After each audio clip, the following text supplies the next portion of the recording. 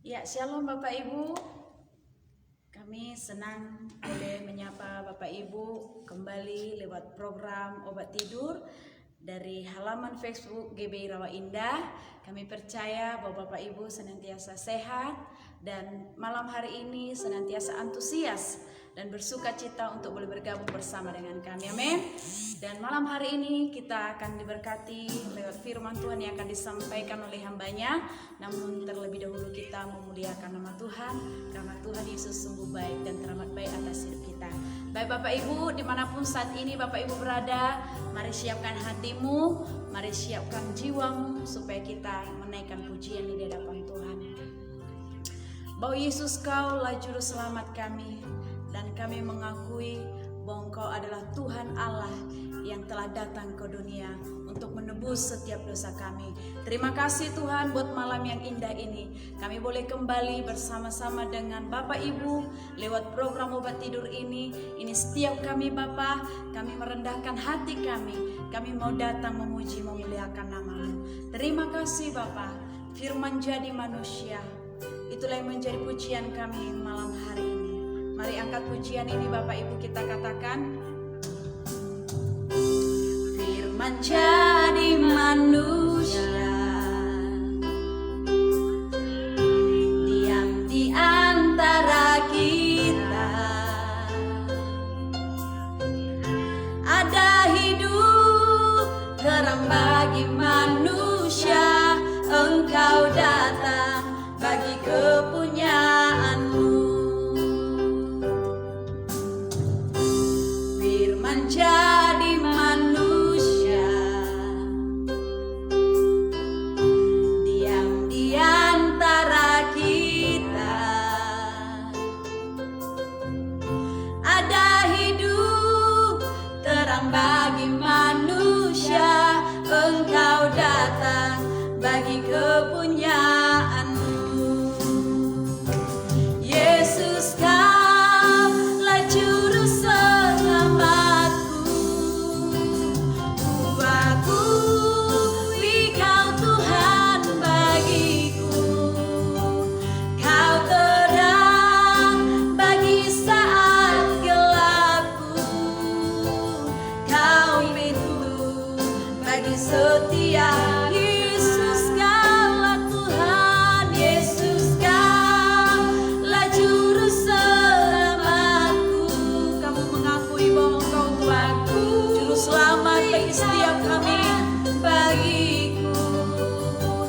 Kau terang bagi saat gelapku. Kau pintu bagi setiap jalan.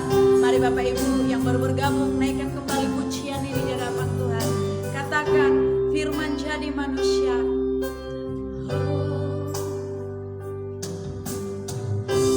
Firman jadi manusia, diam di antara kita. Bahwa ada hidup yang sudah Tuhan berikan, hidup terang bagi manusia. Engkau datang bagi kepunyaan. Firman jadi manusia, firman jadi manusia, diam di antara kita. Ada hidup terang bagi manusia. Engkau datang bagi kepunyaan-Mu. Yesus, Kaulah Juru Selamatku. Ku akui Kau Tuhan bagiku. Kau terang bagi saat gelapku. Kau pintu bagi setiap. Yesus, Kaulah Tuhan. Engkaulah Juru Selamat bagi setiap kami Bapa. Terima kasih Tuhan. Kami mengakui segala perbuatan-Mu yang begitu ajaib atas hidup kami. Kau terang bagi saat gelapku, Kau pintu bagi setiap Kau pintu bagi setiap Kau pintu bagi setiap jalan. Haleluya. Kaulah keselamatan kami, Kaulah sumber keselamatan, Kaulah jalan kehidupan bagi setiap kami. Ini kami Bapa, kami mengakui bahwa Kaulah Tuhan Allah yang telah menyelamatkan kami. Haleluya. Kuasa-Mu yang terbesar yang sanggup memulihkan. Terima kasih ya Bapa. Haleluya. Oh Juru Selamat kami, kuasa-Mu terlebih besar, Tuhanku terlebih besar. Mari Bapak Ibu angkat pujian ini. Tak pernah terlambat janji-Mu ya Tuhan, menolong hidupku. Kuasa-Mu Tuhan, saya serahkan kepada hamba-Nya. Terlebih besar, kuasa-Mu Tuhanku terlebih besar. Tak pernah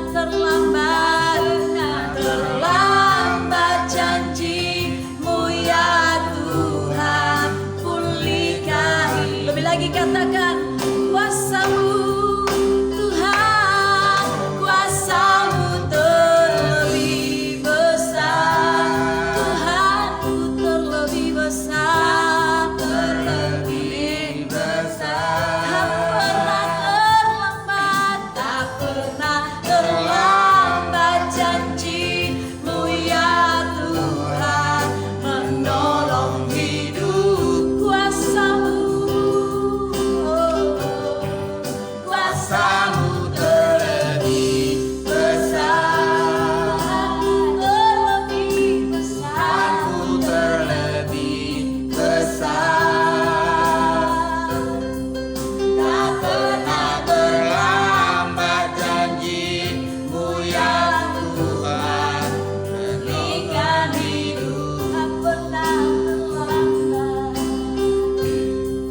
tak pernah terlambat janji-Mu ya Tuhan, tak pernah terlambat janji-Mu ya Tuhan, tak pernah terlambat janji-Mu ya Tuhan. Berkati hidupku. Bapak kami bersyukur berterima kasih kepada Tuhan karena Tuhan terus menolong menyertai kami secara khusus. Tuhan, Engkau masih memberi napas kehidupan bagi kami Bapak. Terima kasih atas segala sesuatu yang Tuhan kerjakan dalam hidup kami ya Tuhan, hingga boleh kami saat ini memuji Engkau dan juga akan mendengarkan kebenaran firman-Mu. Berilah pengurapan baru kepada hamba-Mu lebih-lebih daripada hari-hari kemarin. Engkau tawanlah hati kami semua Bapak surga, kiranya hamba-Mu ya Tuhan dalam menyampaikan pesan Tuhan diurapi oleh Roh Kudus, dan Roh Kudus menawan hati kami semua. Dan juga terima kasih atas sinyal ini. Berfirmanlah Engkau ya Bapa, kami siap mendengar. Haleluya, amin. Shalom Bapak Ibu Saudaraku yang dikasih dalam Tuhan, selamat malam. Senang boleh bertemu kembali pada malam hari ini dalam program Obat Tidur.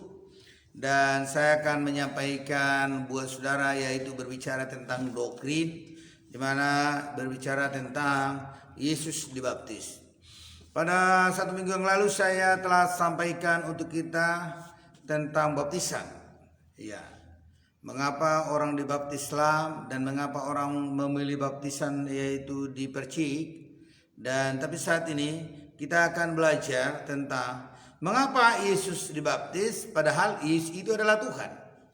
Nah, mengenai tentang ketuhanan Yesus dan juga segala sepak terjang Tuhan Yesus dalam dunia ini selama 33 tahun kurang lebih, banyak sekali yaitu perdebatan-perdebatan yang kita dapatkan di media, terlebih dalam buku-buku teologi. Dan orang Kristen sendiri pun banyak juga yang tidak sepaham tentang kristologi ini. Tetapi saudara-saudara sekalian, saya mau katakan, orang sepaham atau tidak sepaham, percaya atau tidak, bahwa Yesus itu adalah tetap Tuhan dan dia akan datang segera. Tetapi malam hari ini saya mau sampaikan berbagi pengetahuan untuk kita, yaitu mengenai Yesus dibaptis sementara dia adalah Tuhan. Pertanyaannya begini, mengapa Yesus dibaptis? Ini yang sering dikatakan orang kepada saya kalau saya berkunjung ke rumah jemaat atau juga bertemu dengan orang-orang. Mengapa Yesus dibaptis padahal dia adalah Tuhan? Begitu ya. Maka saya akan mulai menyampaikan firman Tuhan buat kita semua dari Matius 3 ayat 13 sampai 15. Ini saya akan pelan-pelan ngomong ya gitu ya. Karena apa? Ada beberapa juga teman hamba Tuhan berkata sama saya dan menelepon saya jam-jam 12 malam gitu ya. Pak Pendeta, kalau bisa agak lambatlah ngomong biar saya lihat ayatnya, biar bisa aku ikuti gitu ya. Ya memang untuk sebagian orang ada yang suka lambat bicara untuk mengajar dia atau untuk bersahabat dengan dia, untuk artinya dalam komunikasi. Kalau saya memang lebih suka mendengar orang yang berkhotbahnya cepat gitu ya. Ya karena memang entahlah karena telinga saya lebar, jadi kalau angin dari sana langsung semua masuk gitu ya, nggak ada yang keluar-keluar gitu karena memang lebar ini ya gitu. Jadi nah oleh karena itu saya akan mencoba menyampaikan dengan pelan, lambat supaya kita bisa mendapatkannya. Dan biasalah Bapak Ibu, saya ini kan seorang pengkhotbah dan bukan pengajar. Tapi saat ini saya akan menyampaikan dengan baik kepada Bapak Ibu Saudara. Perhatikan Alkitabnya. Matius 3 13 sampai 15. Demikian dikatakan. Maka datanglah Yesus dari Galilea ke sungai ke Yordan kepada Yohanes untuk dibaptis olehnya, maksudnya untuk dibaptis Yohanes. Tetapi Yesus mencegah dia, katanya, akulah yang perlu dibaptis olehmu. Tetapi Yohanes mencegah dia, katanya, akulah yang perlu dibaptis olehmu. Dan engkau yang datang kepadaku? Lalu Yesus menjawab, katanya kepadanya, biarlah hal itu terjadi, karena dengan demikian sepatutnya kita menggenapkan seluruh kehendak Allah. Dan Yohanes pun menurutinya. Nah, Bapak Ibu Saudaraku yang dikasih dalam Tuhan, dalam konteks ini dikatakan di mana Yesus datang kepada Yohanes yang waktu itu bahwa Tuhan Allah telah memanggil Yohanes sebagai nabi dan bertugas untuk membaptis orang-orang yang sudah percaya, yang sudah besar, untuk dibaptis selam dan sampai zamannya Tuhan Yesus. Ketika Tuhan Yesus datang kepadanya untuk dibaptis atas suruhan Tuhan, apa yang terjadi? Yohanes berkata, oh tidak Tuhan, aku tidak layak membaptismu. Seharusnya aku yang datang kepadamu. Lalu apa yang dikatakan Tuhan? Dan ini merupakan poin pertama mengapa Yesus baptis, yaitu untuk menggenapi seluruh kehendak Bapa. Jadi dikatakan begini, ayat 15 ini. Lalu Yesus menjawab, katanya kepadanya, ini ya, Matius 3 ayat 15, ini agak pelan-pelan saya ini membaca. Karena dengan demikianlah sepatutnya kita menggenapkan seluruh kehendak Allah. Jadi Yesus dibaptis adalah dengan manfaat atau kegunaan supaya digenapkan seluruh kehendak Allah dalam dirinya. Itu dia. Saudara-saudara sekalian, saya merenungkan tadi siang, mengapa dia perlu dibaptis? Dalam belajar misi dan kontekstual, penginjilan kontekstual, seseorang itu harus mengikuti tradisi mereka yang tidak bertentangan dengan kebenaran firman Tuhan. Artinya tradisi yang bisa menggabungkan diri supaya bisa diterima. Nah, demikian juga Yesus, salah satu tujuan supaya mengapa dia dibaptis adalah bagaimana supaya Yesus diterima di tengah-tengah orang Yahudi. Jadi segala aturan yang ada di sana, terlebih mengenai baptisan itu, dia harus taat. Karena dia sudah dimasukkan ke dalam orang Yahudi. Kebiasaan Yahudi setelah besar memahami kata percaya, maka harus dibaptis. Saudara-saudara sekalian, berbicara tentang baptisan-baptisan ini memang tidak banyak orang yang suka.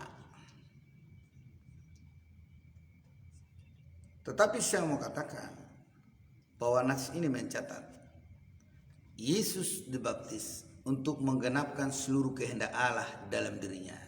Karena memang kehendak Tuhan bagi Yesus, dia harus masuk dalam tradisi Yahudi supaya Yahudi menerima dia. Kalaupun sebenarnya akhirnya Yahudi menolak dia, tapi sebagian orang adalah percaya kepadanya. Saudara-saudara sekalian, kalau kita melihat referensi ayat-ayat firman Tuhan tentang baptisannya Yesus, Yohanes 1 ayat 33 sampai 34 berkata demikian. Dan aku pun tidak mengenalnya, tetapi dia yang mengutus aku untuk membaptis dengan air telah berfirman kepadaku, jikalau engkau telah melihat roh itu turun ke atas seseorang dan tinggal di atasnya, dialah itu yang akan membaptis dengan Roh Kudus. Nah, saudara-saudara, nats ini menceritakan bahwa adapun Yohanes berani membaptis Yesus adalah karena Tuhan Allah atau yang disebut dalam Allah Tritunggal, Allah Bapa, yang langsung berbicara kepada Yohanes. Itu sebabnya saudara, dia mau membaptiskannya. Karena Tuhan Allah telah berbicara kepadanya. Kalau saya coba baca dari ayat 32. Dan Yohanes memberi kesaksian, katanya, aku telah melihat roh turun dari langit seperti merpati, dan ia tinggal di atasnya. Artinya sebelumnya bahwa Tuhan juga berbicara dalam ayat 14 itu, ayat 33 itu, kalau ada Roh Kudus berbentuk merpati turun ke atas seseorang, engkau hambaku Yohanes harus membaptis dia. Gak boleh kau tolak dia. Semacam begitu bahasa itu. Dan sekali lagi saya baca ayat 33 karena ini penting. Dan aku pun tidak mengenalnya, tetapi dia yang mengutus aku. Ini maksudnya tidak mengenal suara Allah itu, tapi Tuhan Allah mengutus dia. Yang mengutus aku untuk membaptis dengan air telah berfirman kepadaku, jikalau engkau melihat roh, maksudnya itu huruf besar, roh adalah Roh Kudus, pribadi ketiga Allah Tritunggal itu turun ke atas seseorang, maksudnya ke atas Yesus, dan tinggal di atasnya, dialah itu yang akan membaptis dengan Roh Kudus. Dan aku telah melihatnya, memberi kesaksian, ia adalah anak Allah. Nah, oleh karena itu, inilah sebagian alasan, atau yang pertama alasan Yohanes membaptis dia. Nah, kemudian yang kedua, mengapa Yesus dibaptis? Karena dengan baptisan itu, ia mengidentifikasikan dirinya dengan manusia berdosa dengan cara merendahkan dirinya. Bayangkanlah manusia biasa membaptis dia, sementara dia sesungguhnya adalah Tuhan. yang turun dari surga, mengambil rupa menjadi manusia dan menjadi hamba dalam dunia ini. Nah, supaya ia menjadi serupa dengan bangsa Israel yang menantikan datangnya kerajaan Allah. Dan dalam nats lain kitab Korintus mencatat, kitab Korintus, bahwa ia juga merendahkan diri di sana, yaitu mengambil baptisan adalah menunjukkan dirinya sebagai Adam kedua. Adam pertama adalah gagal, yaitu Adam yang istrinya Hawa. Tetapi dia, saudara, dibaptis menunjukkan bahwa dia mengidentifikasikan dirinya dengan manusia yang berdosa, merendahkan dirinya, sekaligus juga ia menunjukkan dirinya sebagai Adam yang kedua. Kalau kita melihat, saudara, tentang kerendahan hatinya Tuhan Yesus dalam Filipi 2 ayat 6 sampai 8. Demikian dikatakan di sana, yang walaupun dalam rupa Allah tidak menganggap kesetaraan dengan Allah itu sebagai milik yang harus dipertahankan, melainkan telah mengosongkan dirinya sendiri dan mengambil rupa seorang hamba dan menjadi sama dengan manusia. Dan dalam keadaan sebagai manusia ia telah merendahkan dirinya dan taat sampai mati, bahkan sampai mati di kayu salib. Nah, ini adalah nats yang sungguh menarik tentang kepribadian Yesus. Dia dibaptis, saudara, adalah juga menunjukkan kerendahan hatinya, dan dia mengambil rupa menjadi rupa manusia, dan sesungguhnya dia adalah Allah dan tidak mau mempertahankan dirinya. Seberapa banyak kita, saudara, bertengkar oleh karena mempertahankan hak kita, terlebih juga harga diri. Seberapa banyak kita yang nggak dapat sesuatu oleh karena harga diri, ya kan? Nah, saya mau sampaikan kepada kita sekalian, dengan baptisan yang diterima oleh Yesus yang memiliki makna kerendahan hatinya adalah juga untuk menjas dan menunjukkan, yaitu Lucifer yang tinggi hati. Lucifer awalnya dia adalah disebut putra fajar. Dia adalah malaikat yang terang awalnya, dan dia di surga. Kalau pernah saya baca buku, dia adalah seorang pemuji dan pemain musik. Pernah saya baca buku, sayapnya saja begini dibuat langsung ada nada yang keluar. Diangkat tangannya, ada nada yang keluar. Diangkat kakinya, ada nada juga yang keluar. Dia adalah pemuji Tuhan. Tetapi oleh karena kehendak dia ingin melebihi Allah yang maha tinggi, dan dia ingin membuat tatanya jauh di atas utara untuk melebihi bintang-bintang, itu dia akhirnya melakukan pemberontakan oleh kehendaknya itu. Itu sebabnya dia diturunkan ke dunia ini, dan Allah menyuruh anaknya ke dunia ini dan memberikan bukti. Kalau pengajaran Corpus Delicti, seseorang hamba Tuhan berkata dalam pengajarannya yang ngetren sekarang dan banyak berlawanan dengan orang, dia berkata begini,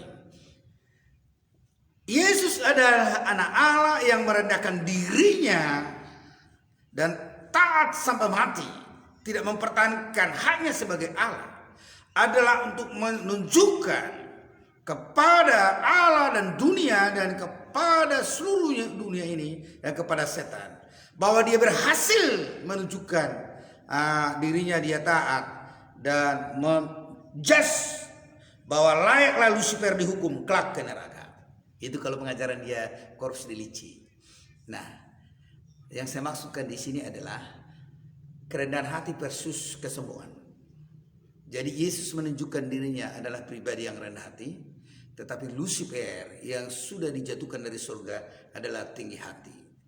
Jadi saya berharap kita menjadi pribadi yang rendah hati seperti Tuhan Yesus. Dengan baptisan itu, Dia menyatakan dirinya sebagai Mesias, anak Allah. Itu sebabnya ada tadi saya bacakan buat kita yang tertulis dalam Yohanes 1 ayat 34. Dan sekalian juga bahwa dengan baptisan itu menunjukkan bahwa dia adalah raja yang akan datang. Dan sekaligus yang dimana dia harus melewati, yaitu penyaliban dirinya di kayu salib. Dengan melalui baptisan itu, Yesus memberi teladan bagi kita, yaitu ketaatan. Ia Tuhan yang tidak mempertahankan haknya. Dia mau mengambil rupa menjadi seorang manusia dan hamba. Tapi dia mau taat dibaptis. Dan Alkitab mencatat dalam Markus 1 ayat 11, ketika dia dibaptis, lalu Allah berkata, engkau adalah anak yang kukasihi, kepadamulah aku berkenan. Luar biasa. Maka oleh karena itu, di akhir firman Tuhan ini saya mau sampaikan kembali, atau saya akan ulang rangkumannya supaya kita paham mengapa Yesus itu dibaptis sementara dia adalah Tuhan. Bukankah akhirnya lebih tinggi Yohanes dari Yesus seperti kata orang seberang? Bukan. Dia sendiri menjawab kepada Yohanes, aku harus dibaptis karena dengan demikian adalah menggenapi kehendak Allah dalam diriku. Jadi sama halnya kita, saudara, harus dibaptis di dalam nama Allah Bapa, Allah Anak, Allah Roh Kudus. Baru digenapilah kehendak, baru itu menggenapi kehendak Tuhan. Nah oke, Anda berkata, ya saya kan dipercik sama aja, yang penting dalam nama Yesus. Oke, silakan saja. Tapi saya lihat Yesus di sini adalah dibaptis Islam. Nah lalu nanti orang berkata, oh Pak Pendeta ngapain lagi harus dibaptis Islam? Kalau dibaptis Islam harus begitu. Jadi Sungai Jordan lah kita dibaptis, kenapa di sini bisa? Nah, gitu kan. Tapi yang terpenting makna baptisan itu bagi saya dan saudara adalah yaitu menggenapi kehendak Tuhan. Tergantung iman saudara. Saudara dibaptis dengan percik atau dibaptis dengan selam. Kalau saya lebih gampang aja, nggak ada yang hilang kok. Kalau waktu dibaptis kan gitu saya dulu. Jadi saya yang datang ke pendeta 40 km jaraknya dari rumah pendeta itu. Yang anehnya Bapak Ibu Saudara, hebatnya ketika saya minta dibaptis, saya naik truk ke rumah pendeta itu. Lalu dibilang begini, karena saya di perkebunan waktu itu. Ya carilah orang biar ada kawan saya baptis, ya gitu dia. Lalu saya bilang, karena saya belum paham teologi ini, lalu saya belum sekolah Alkitab, lalu saya bilang sama orang-orang, kau harus dibaptis, kalau enggak dibaptis masuk neraka. Nah, dengan jurus begitu memang ada 2 orang mau dibaptis Islam. Tapi saya yang pertama dibaptis, baru abang saya, baru lagi yang lain, saudara-saudara sekalian. Nah, waktu saya sebelum sekolah teologi memang seringkali saya berkhotbah salah-salah. Saya merasa udah hebat waktu itu, dan semangat saya luar biasa, lebih semangat saya menginjil dan berkhotbah kalaupun salah-salah daripada sekarang. Dan sekarang saya sudah sangat berhati-hati, ya gitu ya. Baik Bapak Ibu Saudara, kemudian yang kedua, dengan baptisan itu dia mengidentifikasikan dirinya dengan manusia berdosa dengan cara merendahkan dirinya supaya dia menjadi serupa dengan bangsa Israel yang menantikan kerajaan Allah, dan juga yang menunjukkan dirinya saudara sebagai Adam yang kedua. Bahkan dengan merendahkan dirinya itu untuk membuat suatu kekalahan dengan untuk setan, yang dimana setan selalu meninggikan dirinya. Dan kemudian dengan baptisan itu dia menyatakan dirinya adalah sebagai Mesias, anak Allah dalam Yohanes 1 ayat 34. Dan sekaligus memang Yesus adalah Raja yang akan datang melalui apa yang dia sampaikan ini. Dengan melalui baptisan itu Yesus memberi teladan bagi kita, yaitu teladan ketaatan. Dia Tuhan, dia mau dibaptis saudara-saudara, dan yang akhirnya Allah berkata bahwa engkaulah anak yang kukasihi, kepadamu aku berkenan. Kiranya Bapak Ibu Saudara-saudara setelah memahami baptisan ini, dan Allah juga semakin mengasihi saya dan saudaraku yang dikasihi dalam Tuhan, jadilah kita menjadi orang yang menggenapkan kehendak Tuhan dalam diri kita. Jadilah kita menjadi orang yang rendah hati, dan jadilah kita menjadi orang yang taat sehingga kita berkenan bagi Tuhan. Puji Tuhan. Dan nantikan lagi kalau nanti saya berkhutbah di hari-hari mendatang juga saya akan menyampaikan berbicara tentang doktrin. Iya. Bapak Ibu Saudaraku yang dikasihi dalam Tuhan, sebelum saya berdoa untuk kita semua, saya informasikan bahwa acara-acara gereja GBI Rawa Indah bukan lagi di halaman GBI Rawa Indah, tapi di halaman perahu GBI Rawa Indah. Tadi kami dalam rally doa sudah membuat acara di perahu GBI Rawa Indah. Karena biarlah acara program obat tidur aja di sini supaya lebih spesifik dia, lebih gampang dicari orang dan tidak terlalu banyak acara juga di dalam di halamannya itu. Dan itu yang saya maksudkan buat kita sebagai informasi. Kalau contohnya nanti kami di hari Minggu pagi akan melakukan di perahu GBI Rawa Indah acara sekolah minggu. Mungkin juga ibadah pertama juga di perahu GBI Rawa Indah, di ibadah kedua baru mungkin nanti di GBI Rawa Indah acaranya. Demikian. Saya mau ingin menyapa Bapak Ibu Saudara supaya kita lebih dekat. Selum Putra Simalungun Sidoli Pargojek, selamat malam sahabatku. Apakah enggak rindu ke gereja GBI Rawa Indah Kota Batam? Kami menantikan Bapak Sidoli Pargojek. Ibu Oyen dari Malang, terima kasih Ibu ya sudah terus mengikuti program ini. Bahkan juga Kok Yang, terima kasih sudah mengikuti program ini. Bapak Puli Mimin, terima kasih Pak, dan juga sekaligus yang selalu memberikan dukungan bagi kami. Ibu Sonna Putar-Putar, terima kasih atas dukungannya juga. Rustani Samosir, Ruth Sihaan, Hernawati Sihombing, Suandi Lubis. Salam untuk Ibu Helmi Huta Barat, terima kasih Bu. Erlina Manurung, terima kasih Bu. Boru Sasada Purba, terima kasih Bu. Rosida Tampu Bolon, terima kasih. Sastrawati, ini ada tingkat yang sudah master sekarang. Salam, terima kasih Ibu Sastrawati ya. Ibu adalah orang yang hebat dan pintar dan juga rendah hati ya. Ya baik juga Ibu Epi Manurung, terima kasih sudah mengikuti program ini. Lan Imah, terima kasih sudah mengikuti program ini. Bapak Markus Agustinus, sahabat saya satu kampus dulu satu asrama. Terima kasih Bapak Agus, kapan kita ketemu ngopi-ngopi. Salam. Satrina Corlenius, terima kasih. Demikian juga Mary, terima kasih. Saurlina Manik, terima kasih. Bahkan juga Boru Napogosian Huta Hayania, kalau boleh buatlah Boru Paradongan supaya jadi paradongan. Karena Boru Napogos nanti kita ketemu nggak ada, bisa kita mikir untuk ngopi-ngopi. Jadi kalau si Boru Paradongan, sudah langsung nanti adong main sudi. Baik puji Tuhan. Tapi kalau sudah orang tua bikin nama, mana bisa diganti lagi ya. Tapi karena persoalannya kan memang apa yang kita ucapkan merupakan doa, kan? Ada orang bikin namanya si derita putar-putar, dan juga jadi saya lihat dia memang menderita terus. Tapi setelah sekarang saya nggak tahu juga menderita, tapi banyak kali penderitanya. Jadi itu kalau orang Batak bilang itu gortulut, artinya akhirnya begitu ya. Jadi si Boru Napogos berubah menjadi si Boru Paradongan. Amen. Kalau ketemu saya kelak akan keluarlah senyum yang luar biasa karena sudah menjadi si Boru Paradongan. Haleluya. Tapi itu adalah improvisasi. Ini dari Malaysia ya. Wah, si Boru Paradongan, si Boru Napogos dari Malaysia. Setelah di Malaysia ganti namanya menjadi si Boru Paradongan. Karena apa? Sudah banyak ringgit ya.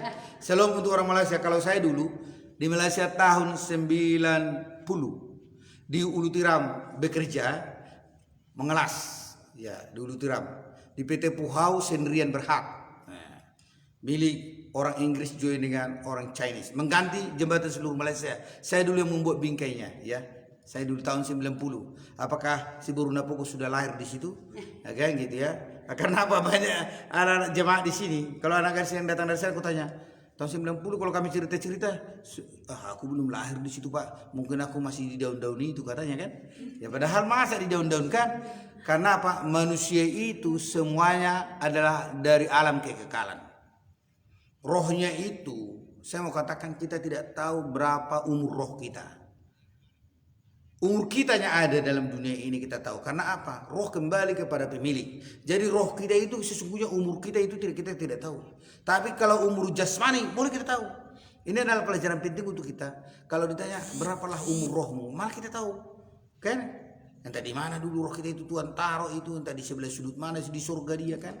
Tapi setelah ayah kita menikah lalu dimasukkan begitu kan? Nah, begitu dia. Jadi semacam begitulah. Baik, puji Tuhan, saya akan berdoa buat Bapak Ibu Saudara. Kalau ada persoalan hidup saudara, pergumulan juga boleh diberikan di halaman komentar kami. Kalau boleh lebih bagus di WA supaya saya melihatnya. Kadang-kadang kalau nanti sudah selesai begini, nggak saya lihat lagi dia. Karena banyak pekerjaan, banyak juga aktivitas-aktivitas. Tapi kalau sudah ke WA langsung ada tanda notifikasi, langsung saya buka. Baru saya setelah itu nanti akan saya ambil waktu untuk berdoa. Baik, puji Tuhan, terima kasih. Sungguh kita merasakan kuasa Tuhan dan menambah pengalaman kita. Dan saat ini kita akan berdoa. Saya telah menyapa tadi semuanya. Dan langsunglah saya tumpangkan tangan saya kepada kertas-kertas yang sudah saya sebutkan tadi. Mari kita berdoa.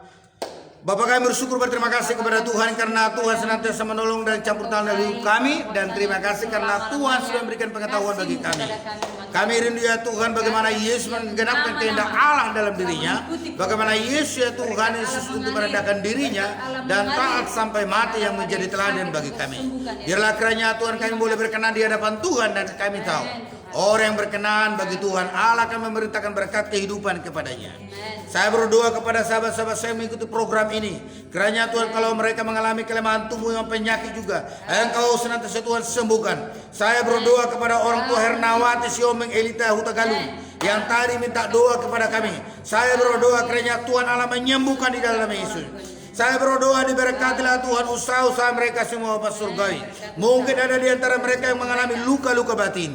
Saya berdoa kiranya Tuhan Allah menyembuhkan luka batin mereka. Saya berdoa pemulihan ekonomi akan terus nyata dan terjadi dalam hidup kami semua. Saya berdoa untuk umat-Mu ya Bapak Surgawi. Mungkin ada juga di grup lain dan tidak nampak di layar handphone saya saat ini Bapak Surgawi. Saya berdoa kiranya Tuhan Allah menolongmu dan berkati-Mu. Kiranya Tuhan Allah menyembuhkan penyakitmu. Jikalau engkau sedang sakit, jikalau engkau sedang susah, Tuhan kiranya menghiburmu.